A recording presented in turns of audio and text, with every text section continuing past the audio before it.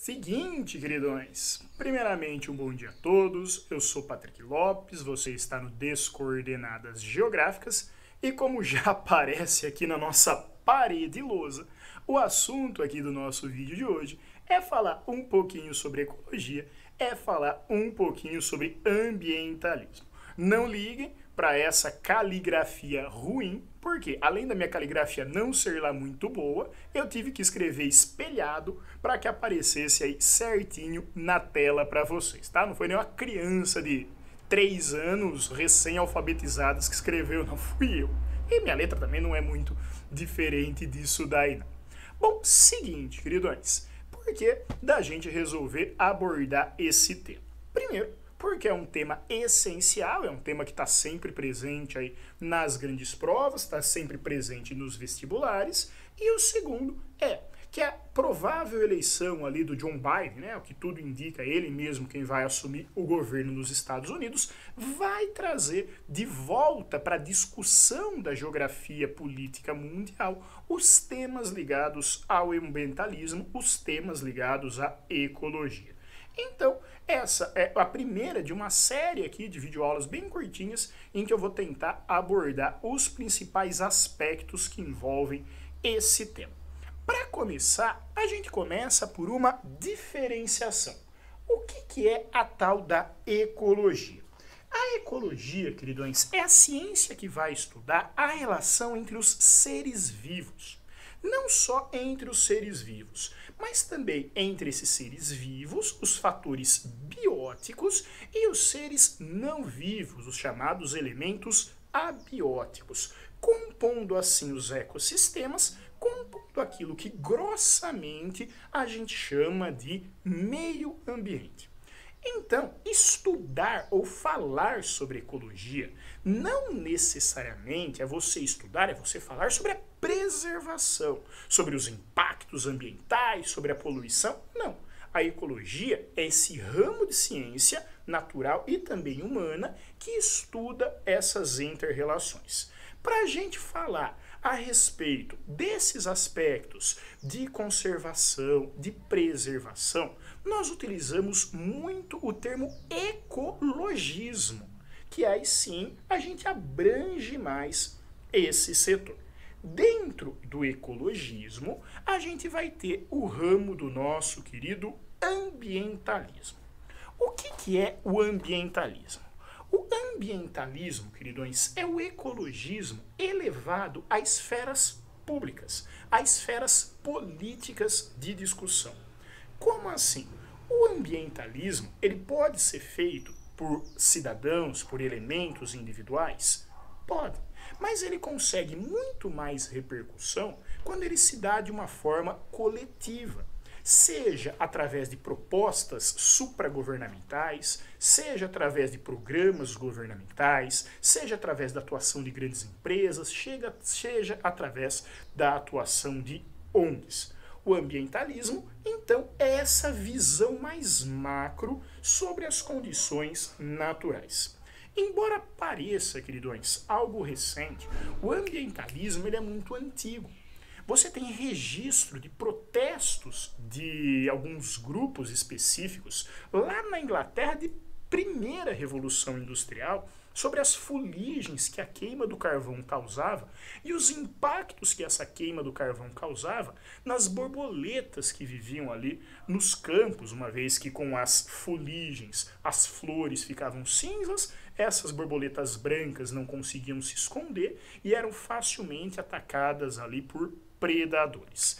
A discussão ambiental, o ambientalismo, embora antigo, ele ganha mais força principalmente a partir dos anos 70, 80 e 90. Por quê? Porque uma série de fatores, queridões, vem trazendo uma realidade à nossa tona. Esses fatores, eles se iniciam sim com o fator econômico, que é o primeiro choque do petróleo, que deixa escancarada a nossa dependência de um recurso fóssil, poluente, não renovável, e também impactante, mas depois a crise dos países socialistas, onde mostra a realidade do que acontecia no ambiente naqueles países. E mais para frente, alguns resultados de estudos feitos pela ONU, como o IPCC, o painel das mudanças climáticas, ou a Convenção de Genebra, vão elevando o status do ambientalismo. E o ambientalismo, como toda corrente de pensamento, ele tem ali as suas variantes. Quais são as principais variantes que a gente pode apresentar no ambientalismo? O nosso querido ambientalismo radical. O que é o ambientalismo radical? São os preservacionistas.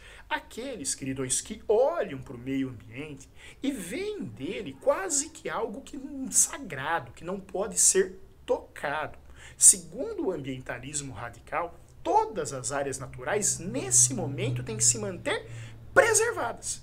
Você não pode mais tocá-las, sendo necessário ali uma grande proteção, áreas de proteção ambiental, estão diretamente ligadas a esse ambientalismo mais radical, ou ambientalismo mais duro, né, que o pessoal chama. Deixa eu buscar o termo correto aqui, que eu anotei. É a ecologia profunda, que o pessoal denomina isso daqui. Esse ambientalismo mais radical, queridões, ele vai ser o responsável, por exemplo, como eu citei, dessa criação de parques, onde você permite ali, no máximo, algumas atividades turísticas muito limitadas e mais atividades científicas, atividades de estudo.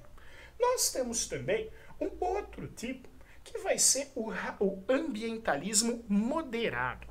Como o próprio nome diz, queridos, o ambientalismo moderado é aquele que a gente vai chamar de ambientalismo onde a economia e o meio ambiente vão se misturar. É onde você vai ter já o começo ali do conservacionismo. Falou, peraí, beleza. É importante nós preservarmos o meio ambiente, mas é importante também que a gente continue a mexer com a nossa economia, para que uma preservação ambiental aguda não acabe refletindo em uma decadência econômica, pensando nesse caso principalmente nas populações mais pobres, mas é claro que as grandes corporações, os grandes capitais, eles acabam também se apropriando desse discurso. Ao contrário dos radicais, os moderados não pregam o preservacionismo, e sim o conservacionismo, que é você buscar uma boa correlação, a chamada sustentabilidade entre crescimento econômico e preservação e conservação ambiental. Um terceiro grupo também que vai usar a sustentabilidade são os ecodesenvolvimentistas. Esses daqui, queridões, eles passaram a ganhar muito espaço, principalmente pós-ECO 92, aquela conferência da ONU que ocorreu aqui no Brasil, onde o conceito de sustentabilidade, que é você utilizar os recursos naturais sem mitigar esses recursos para as gerações futuras, ele passa a ser colocado como o principal foco do ambientalismo.